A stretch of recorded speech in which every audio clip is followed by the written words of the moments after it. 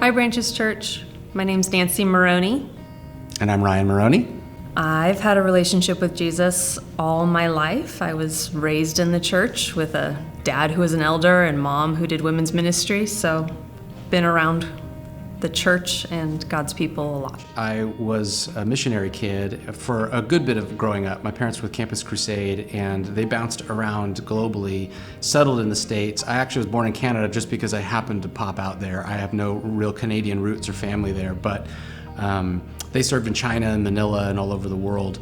And so, similar to Nancy, my exposure to the church started at birth. I can't remember a time where my world wasn't just saturated with the people of faith and with Jesus and all of that. And I think probably for most kids that grow up in a ministry environment, it takes a certain kind of age where you have to make certain decisions. Does my decision-making process demonstrate my faith? And that probably didn't happen until late elementary or junior high.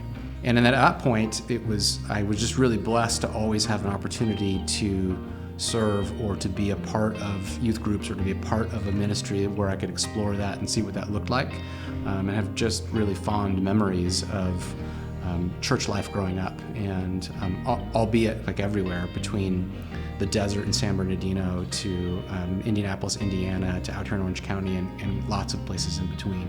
How I've seen God work in my life recently is, the way He's continued to work throughout my whole life. I feel like I came from a pretty narrow view of God, and things had to be very black and white and put in boxes because that made me feel comfortable. And I think the Lord continues to just expand my world and continue to give me eyes to see and ears to hear more of just who He is, and that continues to be my prayer. And so I think that's how He just continues to work in my life. He always works through my mind first, and it goes to my heart, and just love for people and His kingdom and how I can use my life to serve that.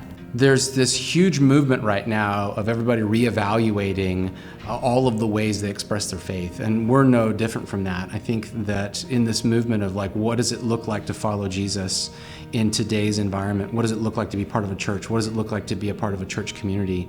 It's like we've come today and cleared the table, and then have slowly started putting things back on the table of what is an essential tenet of our faith. We went through what was like a roller coaster and awesome and difficult period of being foster parents and working in the foster community, seeing the Lord work in really faithful ways through others and through that process. I know Boog going back 12 years or more, and he'd been asking me to be part of this community for a long time, and I kept saying no, but you can keep asking.